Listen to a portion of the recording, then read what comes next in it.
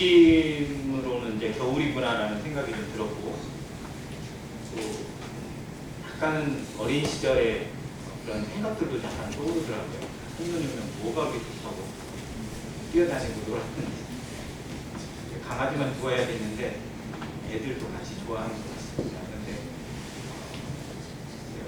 그래 눈이 좀 올 것 같은 그런 불길한 예감도 없지 않아 있습니다. 아무튼 겨울에 안전에 주의하시고 또 건강관리 잘 하시길 한번 말씀드립니다.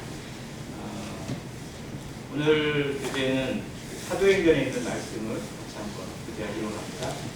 사도행전 11장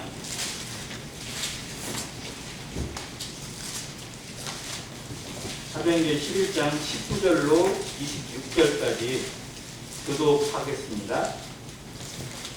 제가 19절 읽겠습니다. 그때 스데반의 일로 일어난 환란으로 말미암아 흩어진 자들이 베니게와 구브로와 안디옥까지 이르러 유대인에게만 말씀을 전하는데, 그중에 구브로와 베냐민 두 사람이 안디옥에 이르러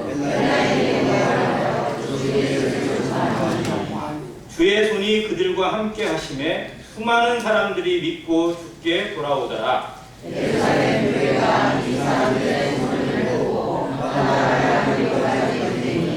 그가 이르러 하나님의 은혜를 보고 기뻐하여 모든 사람에게 굳건한 마음으로 주와 함께 머물러 있으라 권하니, 하나는 착한 사람이요 성령과 믿음이 충만한 사람이라. 이에 그 무리가 주께 거하여 주더라. 바나바가 사울을 찾으러 다소에 가서 만남의 한무리를 모아서 우리 교회에 1년간 모여 있어 큰 무리를 가졌고, 제자들이 안디옥에서 비로소 그리스도인이라 일컬음을 받게 되었더라. 감사합니다. 오늘 이 그리스도인이라는 단어를 생각하면서 그리스도인으로 산다는 것 같이 한번 묵상하고 또 배워보기를 원합니다. 어떠한 조직이든 또 단체든 어떠한 사회이든 사람들이 어떤 역할을 맡게 되면 그 역할에 대한 호칭이 있고 또 이름이 직분이 주어지게 됩니다. 명함에도 새기고 좋은 명패에도 새기고, 또 사람들이 그 사람을 부를 때 그 호칭으로 주로 많이 부릅니다. 그 호칭, 그 이름이 그를 나타내는 하나의 명예가 되고 또 권력이 되고 힘이 되다 보니까 세상은 그 호칭 때문에, 그 이름 때문에 혈안이 되어 있고, 그것을 얻기 위해서 수단과 방법을 가리지 않기도 하고 온갖 속임수와 또 위선이 가득하기도 합니다.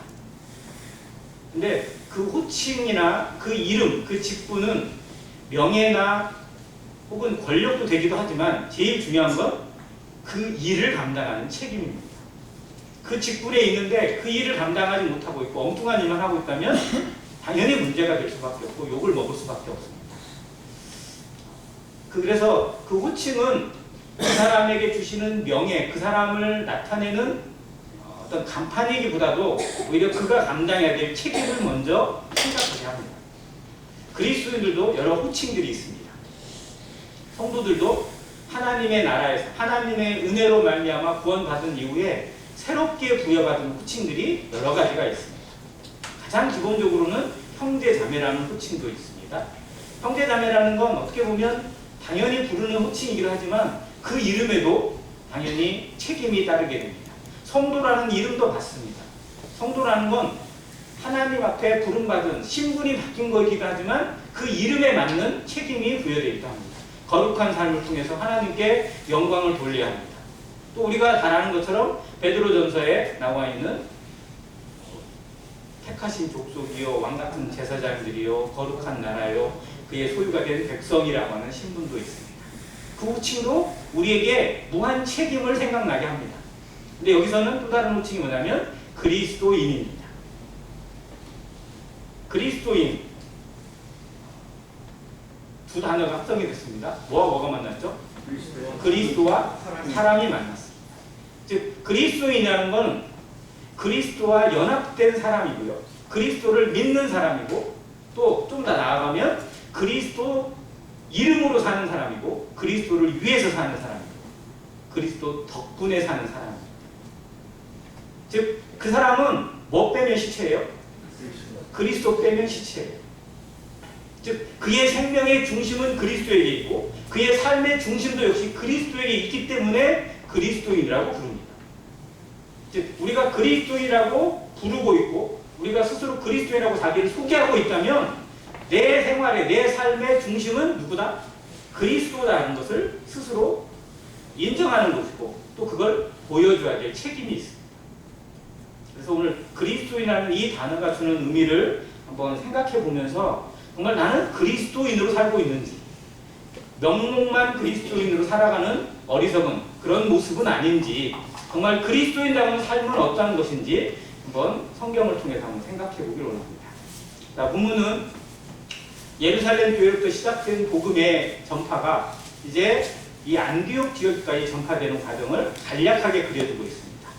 그 결정적 계기가 뭐냐면 7장에 나와 있는 스데반의 순교입니다. 즉 스데반은 정말 억울하게 죽었습니다. 교회에 있는 여러 성도들 가운데 일꾼들 가운데 가장 먼저 순교를 당한 사람이 스데반 집사입니다. 그는 제대로 자신의 역량이나 능력을 꽃을 피워보기도 전에 꺾여버렸어요. 자, 그가 공중에 나가서 복음을 몇 번 전했어요? 한 번 전했어요. 그 전에 뭐 아마 어떤 성경을 강론하거나 뭐 하는 게 있긴 있겠죠. 그런데 성경이 기록하고 있기는 그가 공중에서 하나님의 말씀을 전하고 복음을 전하고 했던 것은 처음입니다. 그런데 처음 전하자마자 무슨 일이 났어요? 돌에 맞아 죽었습니다. 너무 억울하잖아요. 정말 하나님이 왜 스데반을 데려가셔야만 했을까? 왜 스데반의 생명을 그렇게 짧은 생애에 그렇게 일찍 끝내셔야만 했을까? 처음엔 이해하기 어렵습니다. 사도들도 이해하기 어려웠을 거예요. 하나님의 능력으로 보호하실 수도 있었을 텐데 그리고 보호하시고도 남는데 왜 그에게는 죽음을 허락하셨을까? 자, 우리 중에도 정말 안타깝게 여기는 질병이나 죽음이 얼마든지 많습니다. 성도들이라고 그런 일을 당하지 않는 게 아닙니다. 그런데 그 일의 모든 것들을 우리가 다 이해할 수는 없습니다. 또 우리가 다 이해해야만 그 일이 일어나는 것도 아닙니다. 하나님이 행하시는 그 섭리는 우리가 이해하지 못하는 일도 더 많습니다. 그래서 때로는 성경을 보면서 그 모든 과정 속에서 하나님이 무엇을 계획하셨는지 하나님의 뜻이 무엇인지 알아가고자 하는 질문이 그런 믿음의 순종이 참 필요하다는 걸 여기서 보게 됩니다. 스데반의 순교가 그때 당시로 보면 안타깝고 억울하고 너무 정말 손해보는 것 같았는데 실상 교회사적으로 보면 복음으로 보면 어마어마한 파급력을 일으키는 하나님의 역사가 됩니다. 즉 예루살렘에만 머물러 있다. 즉 예루살렘을 떠나지 않으려고 해요. 예루살렘이 좋다. 우리는 여기서 복음을 전해야 되고 여기 할 일이 많고 여기가 우리의 모든 것이다 라고 생각하고 있는 그들 사도들도 그렇고 성도들도 그렇고 왜? 모이면 좋으니까. 예루살렘 교회가 얼마나 부흥을 했어요. 얼마나 사랑이 많았으니까 얼마나 모든 걸 공동으로 나누고 너무 좋았어요. 그런데 갑자기 그곳에 스데반이 죽임을 당하게 되고 교회가 큰 핍박을 당하게 되는 이상한 일이 일어났어요. 그래서 어쩔 수 없이 어떻게 돼요? 흩어집니다. 왜? 너무 힘드니까. 서로 그 사람들이 스데반의 순교를 일에 계기로 이제 교회를 잡수시려고 그냥 온갖 일이 일어나게 되고 그러한 일들을 잔연하게 행해요. 그러다 보니 사도들 외에는 거의 대부분 흩어지게 됩니다. 그래서 누가 그 복음을 전하죠? 나중에 스데반이 죽고 나서 빌립이 전해요. 그 빌립은 사도 빌립이에요? 집사 빌립이에요? 네, 집사 빌립이에요. 그 빌립이 아니에요. 자, 집사들이 이제 복음을 전하는 일에 더 앞장서서 전하는 그런 역사가 계속 이어져요. 자, 그리고 이 본문을 읽어보면 19절에 그때 스데반에 일어난 환난으로 말미암아 흩어진 자들, 이 사람들은 사도들이에요? 아닙니다. 사도들은 예루살렘에 남았어요. 자, 그러면 이때 흩어진 사람들은 성도들이에요. 어떻게 보면 복음을 전하는 건 사도들의 몫이야 라고 생각했던 이 성도들이 흩어져서 다른 곳에 가니까 그곳에 가서 이제 뭐를 전하는 거예요? 복음을 전하는 겁니다. 즉 성령이 흩어지게 해서 오히려 그들을 진짜 복음 전도자로 세우시고 사도와 같은 그런 마음을 가지고 일꾼이 되게 하시고 더 사명을 가지고 일하게 하시는 성령의 역사가 이곳에서부터 일어나요. 흩어져서. 그러다 보니 수많은 성도들이 각자에 있는 처소에서 복음을 전하게 되고 그곳에다 보니까 예루살렘과 온 유대와 사마리아 땅끝까지 이르러서 주의 복음이 전파되는 하나님의 섭리가 그렇게 이루어져요. 자, 그렇게 전한 사람들이 구브로와 안디옥까지 이르러 처음에는 누구에게만 말씀을 전한다고요? 유대인에게만. 왜? 복음은 유대인의 것이라고 생각을 했을게요. 예루살렘에 오는 사람은 다 유대인들이니까. 근데 거기에 그 헬라파 유대인들도 있긴 있었어요. 그래서 약간 좀 왕따를 당하기도 했었잖아요. 그런데 이 사람들이 처음에는 유대인에게만. 왜? 이방인들은 이해한다 못한다. 뭔 말인지 못 알아들을 거다. 왜? 이 사람들이 하나님을 믿는 사람들도 아니고 뭐 이런 사람들한테 주와 복음을 전해봐야 시간 낭비일 것이다 라고 미리 속단을 했어요. 그래서 안 전했어요. 그런데 만나다 보니까 야 너희 뭐 하는 거야? 뭐야 그게? 이렇게 물어보는 사람도 생기고 관심을 갖는 사람도 생겨요. 그러면 전해야 돼요? 안 전해야 돼요? 당연히 전해야죠. 지금은 관심을 안 가져서 문제인데 이때는 전하다 보니 이런 관심을 가진 이방인들도 그런 헬라인들도 많이 생겨났던 것 같습니다. 그래서 그들에게도 전하는 거예요. 왜? 주님도 이방인들에게 복음을 전했으니까. 이방인들을 찾아가서 그 헬라 사람들 찾아가고 소외받은 사람들을 찾아가서 복음을 전하셨으니까 이제 그들도 동일하게 주와 복음을 그들에게도 전했습니다. 그런데 무슨 일이 일어나요? 이 사람들은 뭔 말인지 모를 거야, 이해하지 못할 거야, 전혀 믿지 않을 거야, 거절할 거야 라고 미리 생각을 했었는데 전혀 아니에요. 20절에 정말 놀라운 말씀이 있는데 헬라인들에게도 말하여 주 예수를 전파하니. 자, 이들이 전한 건 주 예수입니다. 예수 그리스도가 바로 우리의 구주일 뿐만 아니라 주님이시라는 사실을 같이 전했어요. 21절 같이 한번 읽습니다. 시작. 주 예수님이 그들과 함께 하심에 수많은 사람들이 믿고 주께 가오다. 얼마나 많은 사람들이요? 수많은 사람. 정말 셀 수 없이 많은 사람들이 마치 기다렸다는 듯이 왜 이제 전했어? 왜 이제 알려준 거야? 라고 하는 것처럼 정말 믿기로 작정된 사람들이 기다리고 있는 듯한 모습. 한국의 복음의 부흥이 제일 뜨거웠을 때 언제였다고 기억되세요? 70년대, 80년대. 이때는 주로 어떤 정도였냐면 가서 막 공원에 가서 막 이게 뭐라고 그러죠? 이거 확성기? 네, 확성기 들고 막 얘기하면 사람들이 어떻게 해요? 모여요. 뭐야? 지금은 막 들고 하면 어떻게 돼요? 네, 소음공에 신고 들어가. 길거리에 가서 뭐를 막 전하고 막 하도 막 사람들이 모였어요. 시내버스에서 전해도 사람들이 쳐다보고 관심 갖고 들었어요. 근데 지금은 그렇게 전하는 사람을 전부 다 잡아놓는 거예요. 우리도 이상한 게 뭐예요? 예수 천국 불신지옥 막 들고 막 다니고 그러면 참 대단하긴 한데 그래서 될까? 우리도 그렇게 생각을 하고 있다니까요. 진짜 이건 어떻게 보면 안타까운 상황입니다. 근데 이 사람들이 어떻게 보면 정말 너무 마음이 간절하게 기다리고 있는 듯한 사람. 수많은 사람들이 죽게 돌아오고 이 기적 같은 일이 일어나는 걸 보면서 얼마나 기뻤을까, 얼마나 감사했을까, 얼마나 감격했을까. 우리가 정말 전하는 복음이 대단한 성경 지식을 가지고 전하는 것도 아닌데 사도들처럼 유창한 게 말씀을 잘해서 전하는 것도 아닌데 그저 내가 알고 있는 단순한 진리를 간증을 알렸을 뿐인데도 그것으로 복음을 듣고 구원받고 돌아오는 사람들이 있다. 얼마나 감격스러워요. 우리에게 그런 경험이 있다면 우리는 결코 이 복음의 끈을 놓을 수가 없습니다. 왜? 한 영혼이 돌아오는 기적을 봤으니까. 이게 우리에게 정말 없다면 우리는 생각해야 돼요. 이들처럼 이름도 안 나타나는 이 사람들, 그러나 하나님 나라에서는 정말 큰 자들이 될 것입니다. 이러한 모습으로 우리가 주와 복음을 위해서 나의 것을, 내가 알고 있는 것들을, 내가 받은 것들을 나눠주고 알리는 책임 있는 성도들로 자라나길 간절히 원합니다. 자, 이들이 이렇게 전하고 돌아왔어요. 자, 그리고 예루살렘 교회가 이 소식을 들었습니다.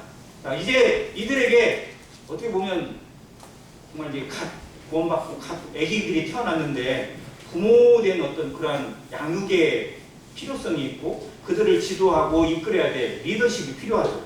근데 그들 중에 누가 리더가 나타날 수 있는 상황이 아니니까 그래서 그러한 역할을 할 만한 사람을 보내야 됐어요. 누구를 뽑아요? 바나바를 보냅시다. 자, 왜 바나바를 보냈을까요? 바나바가 가겠다고 한 것보다는 야, 이 사람들을 하기에는 바나바가 제일 적격이야 라고 생각을 했어요. 자, 이 사람들은 유대인이에요? 이방인이에요? 이방인들이에요. 자, 예루살렘에 있는 사도들이나 이 사람들은 다 유대인들입니다. 자, 유대인들이 헬라회를 가서 가르치고 율법적으로 하나님의 말씀으로 양육을 해야 된다. 이 부분이 유대인들에게 쉬운 일일까요? 어려운 일일까요? 대단히 어려운 일입니다. 너무 어려운 일. 왜? 유대적 사고관이 너무 강하다 보니까 그들과 좋은 일이라기보다는 오히려 말썽나고 트러블 생길 일이 훨씬 많아요. 왜? 가다가 율법 전하게 되고 뭐 하고 막 그러다 보면 부딪힐 거 아니에요. 그러면 너 구원 받은 거 맞아? 뭐 이런 얘기가 먼저 나올 거예요. 그러다 보면 구원 받았다고 기뻐했는데 바로 잘라버리고 너 아닌 것 같아. 뭐 이런 사람들이 혹시 많아질 거예요. 근데 이거를 능히 감당하고 그들을 받아줄 만한 포용력 있는 사람이 누구였다? 바나바였어요.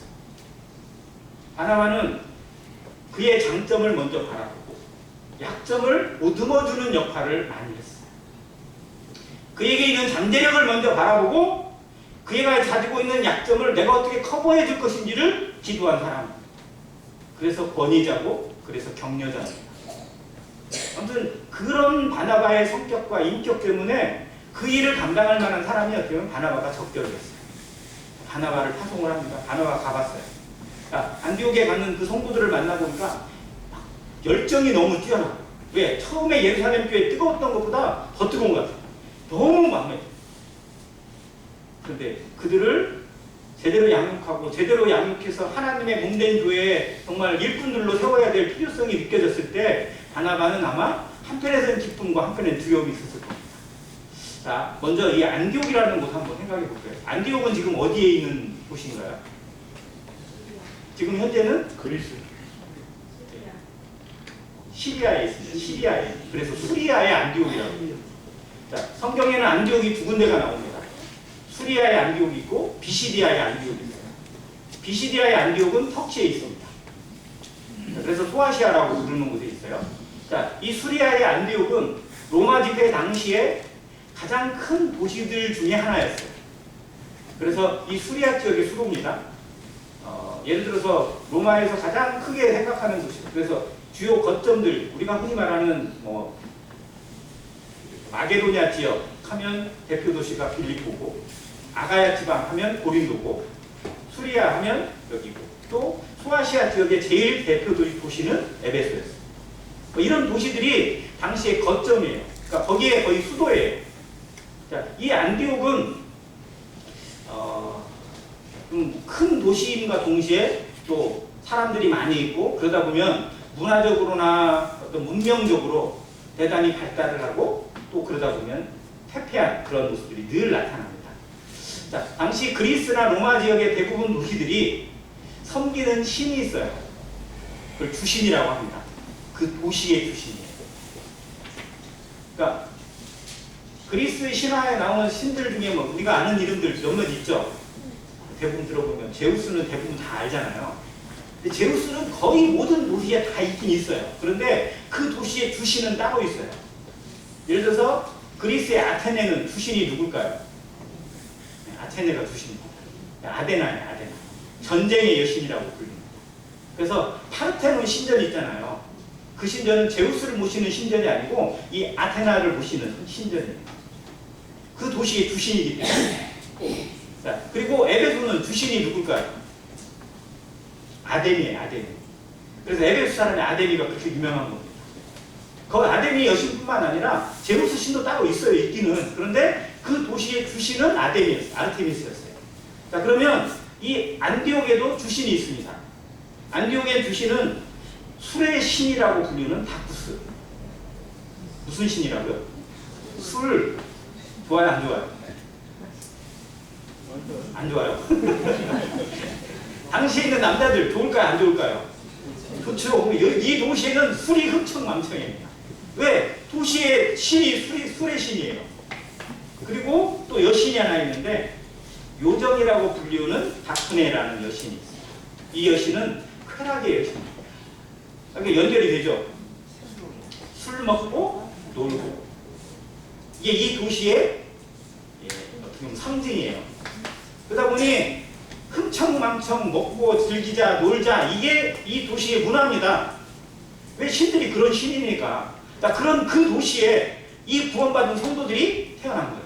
일어난 거예요. 교회가 생긴 거예요. 자, 그러면 이들이 그런 삶을 살아왔었는데, 그잖아요. 구원받기 전에 그런 삶을 살아가도 술 먹고 놀고 계집질하고 그냥 주색 잡기에 이렇게 일관되게 살아왔던 사람이 구원받고 나면 바뀌어요, 안 바뀌어요? 바뀌는 게 쉬워요, 어려워요?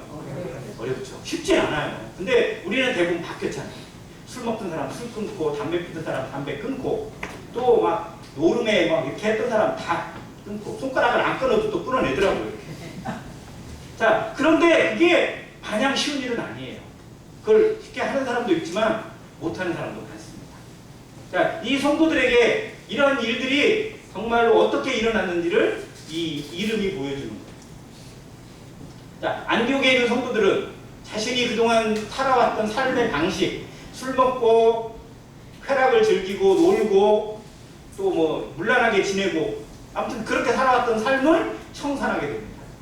주와 복음을 위해서 그리스도를 믿고 하나님을 영접하다 보니까 이것들 자체가 얼마나 헛된지를 깨닫게 되고 자신의 생애를 하나님께 드려야겠다는 분명한 위치가 서게 돼서 버립니다. 자, 이것을 누가 더 가르쳤을까요? 바나바와 사울이 가르쳤습니다. 그래서 성도의 변화엔 반드시 필요한 게 뭐냐면 교육이에요. 가르침받지 않으면 성도는 변화되지 않습니다.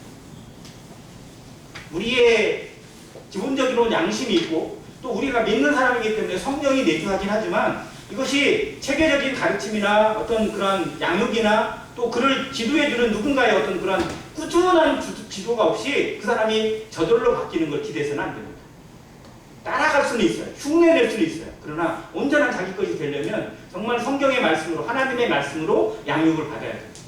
그래서 우리가 하나님 말씀을 배우고 공부하고 교육하는 시간이 왜 중요하냐? 우리가 정말 변화된 것 같지만 온전한 변화를 이루지 못했기 때문에 더더욱 그렇고요. 또 변화되게 하기 위해서 그렇고요. 또 나를 바라보는 사람들에게 진짜 변화된 모습을 보여주기 위해서 그렇습니다.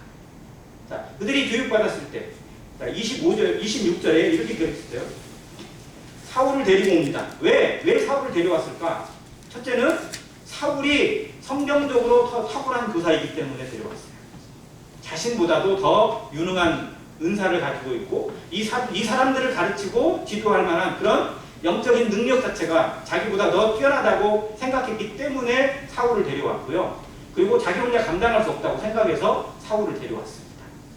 자, 이것이 바나바의 어떤 그 온유함이었고 또 그런 모습으로 1년간 큰 무리를 가르쳤습니다.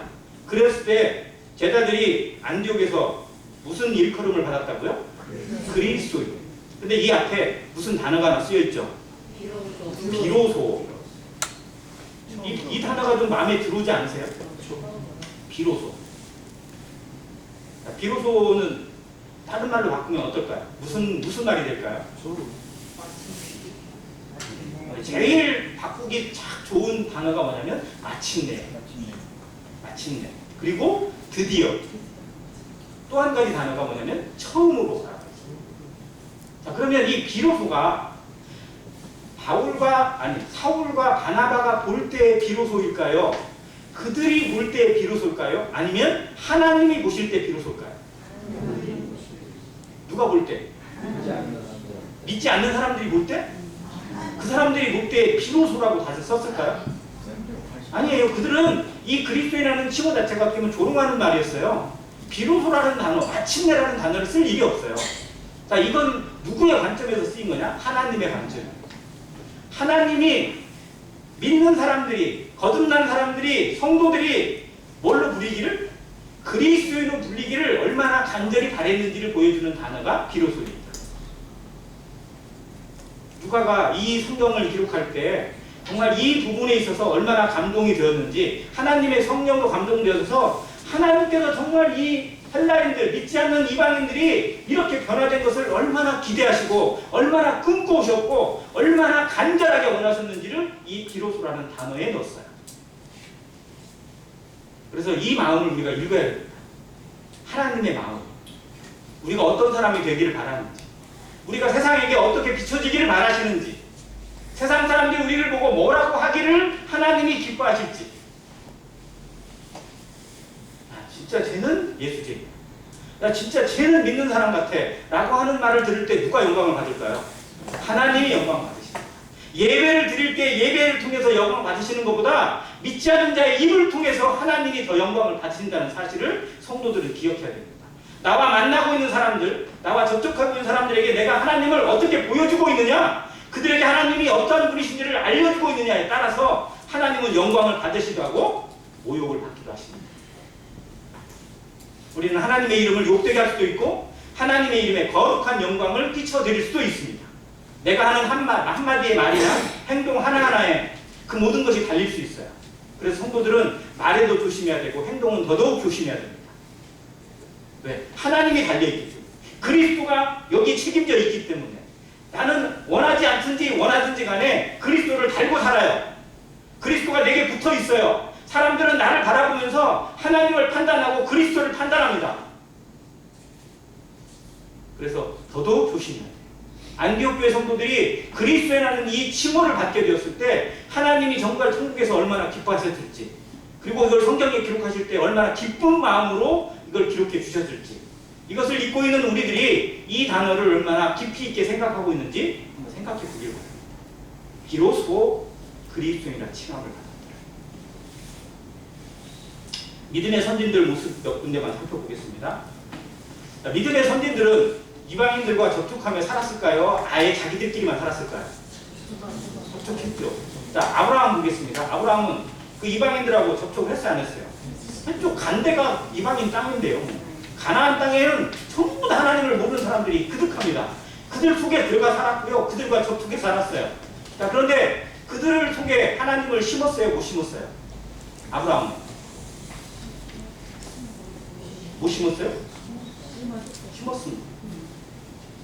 자, 창세기를 읽다 보면 처음에는 아브라함이 그 자신의 믿음도 어떻게 보면 제대로 건사 못할 정도로 연약한 모습이 보여요. 그러니까 마누라를 누이라고 해서 팔기도 하고 막 이상한 짓거리를 했죠. 그런데 그런 아브라함을 끝까지 인도하시고 굳드시게 하는 하나님을 통해서 아브라함이 정말 위대한 믿음을 그들에게 증거하고 보여줍니다. 자, 그래서 아비멜렉이라는 왕이 나와요. 이 그랄 사람, 나중에 이게 블레셋 땅인데요. 그랄 왕 아비멜렉과 그 방백들이 아브라함에게 나와요. 그래서 뭐 하자고 그래요? 우리 계약하자 이거.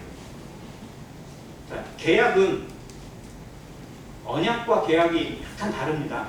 언약은 약간 일방적으로 할 수 있어요. 하나님이 사람에게 하는 언약은 계약의 개념이 아니라 어떻게 보면 하나님의 일방적으로 하시는 거고요. 계약은 뭐냐면 1대1의 개념이고요. 서로 동등한 위치에 사는 거죠.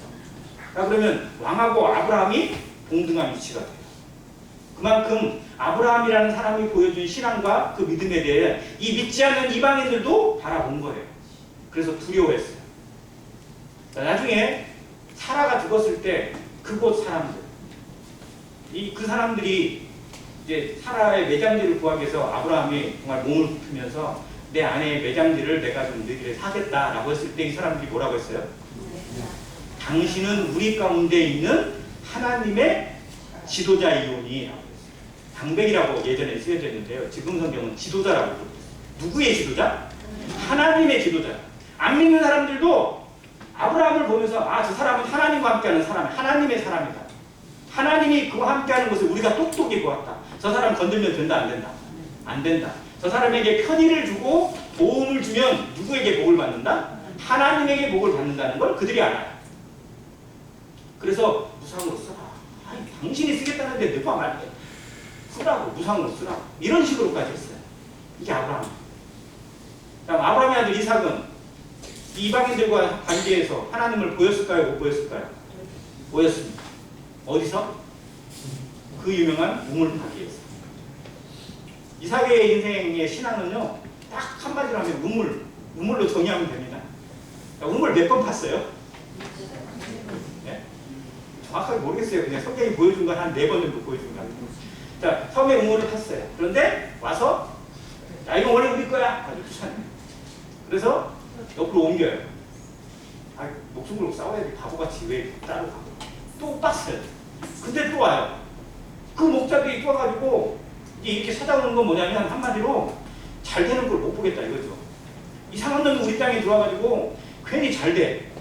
너무 농사도 잘 되고 파는 데마다 우물이 나오고 그러니까 사투리 땅을 산 것보다 더 배아파가지고 시비를 걸고 막 전쟁을 일으켜서 그래서 싸움 나면 자기들이 숫자가 많으니까 이긴다 못 이긴다. 이긴다. 그러면 이 우물은 우리 차지가 된다. 그런 전략으로 죽여버리겠다는 그런 계산까지 하고 시비를 걸죠. 자, 그러면 이 사건 당연히 싸워야 돼요. 거기서 또 물러가면 진짜 그 남자도 아니야. 그런데 어떻게 해요? 또 물러가. 항우하고 물러가는 거예요. 그래? 이거 하나님이 주신 단이 아니야? 또 가요. 자, 이 뒤에 누가 계시는 거예요? 하나님이 계시는 거예요. 이삭이라고 억울하지 않겠어요? 이삭이라고 손해보는 마음이 왜 억울하지 않겠어요? 그런데 그것 자체보다도 하나님을 더 의지하는 마음으로 하나님의 음성이 아마 있었던 거 생각해요. 그래? 내가 너 언제나 함께 있을 거야. 또 다른 곳에 음모를 탔어요. 거기도 와가지고 또 시비를 걸어요. 진짜 한두 번도 그래. 근데 거기서 싸웠어야 되는데 거기도 안 싸우고 또 다른 데 또 파요. 아니 또 나와. 그러다 보니까 이제 뺏으러 다가오고 시비를 걸어온 사람들이 마음이 이상해져. 쟤는 도대체 뭐지? 첫 번째 이상한 건 가서 시비를 걸면 당연히 자기들 생각처럼 막 죽든 말든 국이 되든 밥이 되든 싸워야 되고 막 이렇게 돼야 되는데 싸울 생각도 안 해. 그리고 딴 데로 가. 바보야. 아니 저 바보 멍청이. 그랬는데 이 바보 멍청이가 땅을 파기만 하면 눈물이 나와. 저건 또 뭐지? 이 두 가지가 이제 묘한 거예요. 그러다 보니까 이들이 점점 뭐를 느껴요? 누구를 느껴? 하나님을 느껴요. 쟤 뒤에는 뭔가 있는 것 같아. 쟤는 정말 우리와 다른 것 같아. 우리가 가지고 있지 못한 무엇인가가 저 사람에게 있는 것 같아. 이 느낌이 들기 시작하니까 이게 얼마나 두려움이 되는 거야. 우리가 안 믿는 친구들이나 가족들이나 누군가에게 쟤는 내가 다른 뭔가가 있는 것 같아. 이거 한마디만 있으면 돼요. 제가 믿는 하나님은 내가 알고 있는 하나님과 좀 다른 것 같아. 뭔가 이런 느낌, 이게 정말 중요하다는 거죠. 그걸 보여줬어요, 이 사람. 그리고 그곳을 이름을 르호봇이라고 정합니다. 더 이상 아무도 침범. 그 다음에는 어떻게 돼요? 왕이 또 찾아와요. 이 왕들이 아무튼 이 아브라함과 이삭한테 맨날 겁을 먹어요. 또 찾아와가지고 이제 계약을 하자, 맹세를 하자. 그랬더니 이제 그때서 이삭이 지난 얘기를 해요. 야, 전에는 내가 할 때마다 우물 뺏고 그랬더니 이제는 계약하자고 하냐? 그랬더니 그건 나는 잘 모르는 일이야. 내가 시킨 일도 아니고 그랬어. 미안해. 사과를 하고 있어. 아무튼 이런 모습 자체를 보여주지라는 것. 그러한 삶을 통해서 하나님을 드러낼 수 있다는 것. 이게 이삭이 보여준 신앙이에요. 더 정말 놀라운 사람은 야곱. 야곱은 인생의 목표가 뭐예요? 야곱의 인생의 목표 뭐예요? 야곱이 생각하는 내 인생의 행복, 내가 정말 잘 되는 것, 내 인생의 성공, 이건 뭐예요? 축복이에요. 축복. 축복받는 거. 누구의 축복을 받는 거? 아버지의 축복. 하나님이 아버지에게 주시는 그 축복을 내가 받는 거. 근데 원래 받기로 되어 있던 거 아니에요? 그잖아요. 원래 하나님의 섭리 가운데 받게 되어 있었던 거예요. 근데 원래 받기로 되어 있던 거를 더 받으려고 그거를 어떻게든 자기 손으로 쟁취하려고 그 난리를 치고 그 이상한 짓거리를 해가지고 인생이 꼬인 사람이 야곱이에요. 그러니까 그런 복을 받아내려고, 복을 자기 것으로 어떻게 얻어내려고, 복을 만들어 보려고, 내 손으로 어떻게든 얻어내보고 만들어보고 쟁취하고 뺏기 위해서 혈안이 되어 있던 사람이에요. 성도들도 이런 야곱 같은 사람을, 야곱 같은 삶을 살아갈 수 있습니다. 세상에서 잘 되기 위해서, 세상에서 있는 것들에 더 관심이 가고 그곳에서 저걸 얻어야만, 저걸 가져야만, 저것이 내 것이 되어야만 더 행복하고 더 좋은 것처럼, 그것이 하나님의 은혜인 것처럼 착각하고 살아갈 때도 있어요. 그런데 이게 깨져야 됩니다. 야곱은 나중에 어떤 사람이 됐어요? 인생 말년에 복을 받은 사람, 복을 베푸는 사람, 복을 베푸는 사람이 됐어요. 그래서 노래가 뭐예요? 야곱의 축복. 이거 야곱이 받은 축복이에요? 야곱이 주는 축복이에요? 주는 거예요. 야곱이 이제 주는 사람이 되었어요. 우리는 주는 사람이 되어야 됩니다. 받기 위해 그 사람이 되는 사람, 받아내기 위해서 온갖 수단 방법을 가리지 않는 사람이 아니라 주기 위해서 고민하고 주기 위해서 기도하는 사람이 되어야 마땅해요. 이게 성도입니다. 야곱이 그런 사람이 됐어요. 그래서 이스라엘이 그는 바로 왕을 축복했습니다. 이방의 왕을 축복을 했어요. 그리고 자기 아들들에게 축복을 했습니다. 그 축복이 하나님의 계시를 담고 하나님의 예언을 담아냈어요. 그만큼 하나님과 가까워진 사람이 되었고 하나님의 마음을 읽어내는 사람이 될 수 있었습니다. 우리가 주고자 할 때, 베풀고자 할 때, 나누고자 할 때 누구의 마음을 더 이해해야 돼요? 하나님의 마음을 알게 됩니다. 받으려고 하고 내가 먼저 챙기려고 하고 이런 마음이 되다 보면 하나님의 마음을 제대로 읽어내지 못해요. 그러나 나누고자 하고 베풀고자 하고 있는 것을 주고자 할 때 하나님의 마음, 예수 그리스도의 마음을 더 이해하게 되고 알아가게 되고 닮아가게 하십니다. 이거 야곱이 보여줍니다. 아무튼 이런 믿음의 선진들의 삶을 보면서 그리스도인으로 산다는 거예요. 이것은 세상에서의 방식이 아니라 세상 사람들의 삶의 방식과 전혀 다른 이런 삶의 방식을 우리에게 깨닫게 합니다. 로마서 3구절 보고 마치게 합니다. 로마서 12장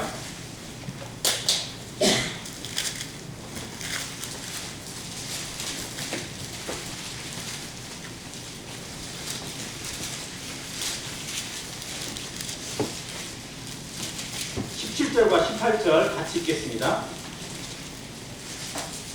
시작. 아무에게도 악을 악으로 갚지 말고 모든 사람 앞에서 선한 일을 도모하라. 할 수 있거든 너희로서는 모든 사람과 더불어 화목하라. 이게 성도로서 살아가는, 그리스도인으로 살아가는 삶의 방식이자 목표입니다. 기도 제목이 하고 싶어도 할 수 없습니다. 내 의지로 되는 것이 아닙니다. 우리 안에 성령의 충만함을 통해서만 가능한 일이고 하나님이 내 인생을 주관하시는, 그리스도가 내 인생의 주인인 것을 친히 드러내는 그리스도인만이 할 수 있는 삶의 모습입니다. 로마서 12장은 아무나 흉내낼 수 있는 말씀의 구절이 아닙니다.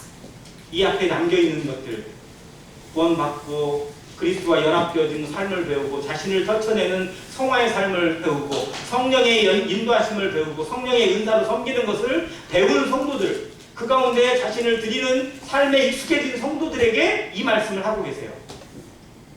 악을 악으로 갚지 말고 모든 사람과 더불어 선한 일을 도모하라. 할 수 있거든 너희로서는 모든 사람과, 여기에는 믿는 성도들과만, 믿는 성도들하고만 화목하라는 거예요? 아니에요. 안 믿는 사람들, 세상에서 나를 싫어하고 나를 오히려 오해하고 나를 박해하고 나에게 공격하는 원수 같은 사람에게도 화목할 수 있는 이 배경과 능력은 그리스도인만이 소유할 수 있고 가질 수 있습니다.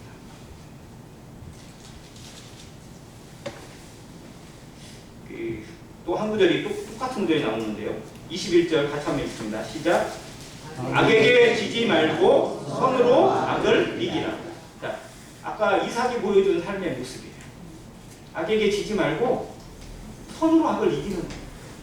베풀므로, 양보하고 나눔으로, 오히려 손해보는 것, 억울한 것 같은데 그것이 더 하나님을 드러내는 삶이 되고, 손해보는 것 같은데 그것이 더 부유한 자가 되게 하고, 그리고 나누는 것 같은데 더 풍성한 자가 되게 하시는 하나님의 섭리가 이 말씀을 통해서 우리 가운데 이루어집니다. 성도는 세상에서 손해보는 것이 당연합니다. 왜? 세상은 우리의 것이 아니니까. 우리는 여기에 속한 사람이 아니기 때문에 여기에서 우리의 소유권이 우선적으로 주어지지 않아요. 우리는 여기서 오히려 더 왕따가 되는 게 당연하고 배척당하는 것이 어쩌면 당연해요. 믿는 사람들은 그렇게 했어요. 믿는 교회를 그렇게 핍박했고 그렇게 공격했습니다. 그런데 그들은 그것으로 억울해하지 않고 오히려 하나님께 감사했어요. 의를 위하여 핍박받는 자 복이 있나요? 뒤에가 뭐예요? 천국이 서 있고. 이 구절이 주일학교 요절 구절입니다. 1절부터 16절까지 나중에 한번 들어보세요. 진짜 이 아이들이 이 긴 구절을 요절한다는 것이 정말 대단하더라고요. 자, 하나님의 나라를 어떻게 받고 있느냐, 어떻게 알아가고 있고 어떻게 닮아가고 있느냐, 정말 그리스도인이라는 이름이 우리 가운데 무색한 성도가 아니라 그리스도인의 다운 삶으로 세상 사람들에게 보여줄 수 있는 빛과 소금의 역할을 하는 안행교회 성도의 삶으로 이 시대의 마지막 불꽃이 되어지고 마지막 향기가 되어져서 정말 하나님 앞에, 아 그래, 다른 사람들은 몰라도 안행교회 성도라면 내가 그 말 들어줄게. 저 사람들처럼 믿어야지, 이런 칭찬을 우리가 들을 수만 있다면, 이런 말이 내 주변에 있는 믿지 않는 사람들을 통해서 하나님에게 들려진다면 하나님 얼마나 영광 받으실까요? 우리 생이 이러한 삶의 모습으로 정말 그리스도인의 삶의 능력이 나타나는 아름다운 삶이 되기를 주님의 이름으로 간절히 기도합니다. 아멘. 감사합니다.